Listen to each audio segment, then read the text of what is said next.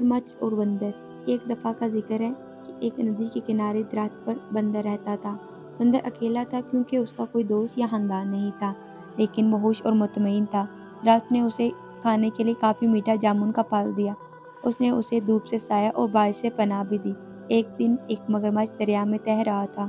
وہ بندر کے درخت کے نیچے آرام کرنے کے لیے کنارے پر چڑھ گیا۔ ہیلو، بندر نے پکارا، جو ایک دوستانہ برتاؤ کرنے والا جانور تھا۔ ہیلو، مگرمچھ نے اسے حیران ہوتے ہوئے جواب دیا۔ کیا تم جانتے ہو کہ مجھے کھانا کہاں سے مل سکتا ہے؟ اس نے پوچھا۔ میں نے سارا دن کچھ نہیں کھایا اور میں بھوکا ہوں۔ اب آپ سوچ رہے ہوں گے کہ مگرمچھ بندر کو کھانا چاہتا ہے، لیکن یہ بڑا ہی شفیق اور شریف مگرمچھ تھا اور یہ خیال کبھی اس کے دماغ میں نہیں آیا۔ میرے درخت میں بہت پھل ہیں، کیا آپ کچھ کھانا چاہیں گے؟ بندر نے کہا، جو خود بھی بہت مہربان تھا۔ اس نے جامن کا کچھ پھل مگرمچھ کی طرف نیچے پھینک دیا۔ مگرمچھ اتنا بھوکا تھا اس نے تمام جامن کھا لیے۔ حالانکہ مگرمچھ عام طور پر پھل نہیں کھاتے، اسے میٹھا میٹھا پھل بہت پسند تھا اور گلابی گودے نے اس کی زبان کو جامنی بنا دیا۔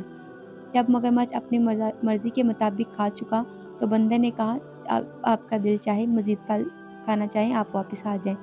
جلدی ہی مگرمچھ روز بندر کے پاس آتا اور دونوں جانور اچھے دوست بن گئے۔ وہ باتیں کرتے، ایک دوسرے کو کہانیاں سناتے اور بہت سے میٹھے جامن ایک ساتھ کھاتے۔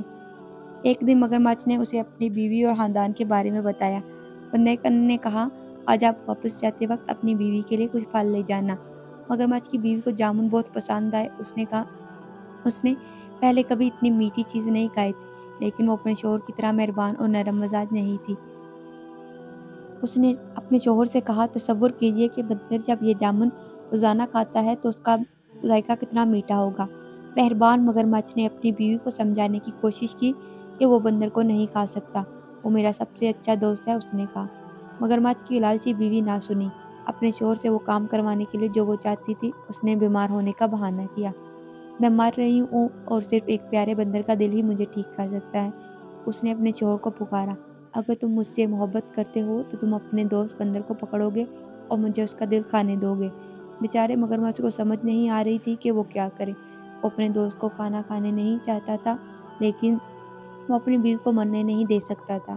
آخرکار اس نے فیصلہ کیا کہ اسے کیا کرنا ہے، اور اگلی بار جب وہ بندر کے پاس گیا تو اس نے اسے کہا کہ اس کی بیوی سے ملنے آئے، کیونکہ وہ جامن کے خوبصورت پھل کے لیے ذاتی طور پر اس کا شکر ادا کرنا چاہتی تھی۔ بندر خوش ہوا، لیکن کہا کہ وہ نہیں جا سکتا کیونکہ وہ تیرنا نہیں جانتا۔ اس کی فکر نہ کرو، مگرمچھ نے کہا، میں تمہیں اپنی پیٹھ پر لے کر جاؤں گا۔ بندر راضی ہو گیا اور مگرمچھ کی پیٹھ پر کود کر بیٹھ گیا۔ چنانچہ دونوں دوست گہرے جوڑے دریا میں چلے گئے۔ جب وہ کنارے اور جامن کے درخت سے بہت دور پہنچے تو مگرمچھ نے کہا، مجھے بہت افسوس ہے، لیکن میری بیوی بہت بیمار ہے اور کہتی ہے کہ بندر کا دل ہی اس کا علاج ہے۔ مجھے ڈر ہے کہ مجھے تمہیں مارنا پڑے گا، حالانکہ میں ہماری باتوں کو بہت یاد کروں گا۔ بندر نے جلدی سے سوچا اور کہا، پیارے دوست، مجھے تمہاری بیوی کو بیماری کا سن کر بہت افسوس ہوا۔ مجھے خوشی ہے کہ میں اس کی مدد کر سکوں گا، لیکن میں اپنا دل جامن کے درخت میں چھوڑ دیا ہے۔ کیا آپ کو لگتا ہے کہ ہم واپس جا سکتے ہیں تاکہ میں اسے لا سکوں؟ مگرمچھ نے بندر کی بات مان لی اور مڑا اور تیزی سے تیر کر جامن کے درخت کے نیچے کی طرف چلا گیا۔ بندر اس کی پیٹھ سے چھلانگ لگا کر اپنے درخت کی حفاظت میں چڑھ گیا۔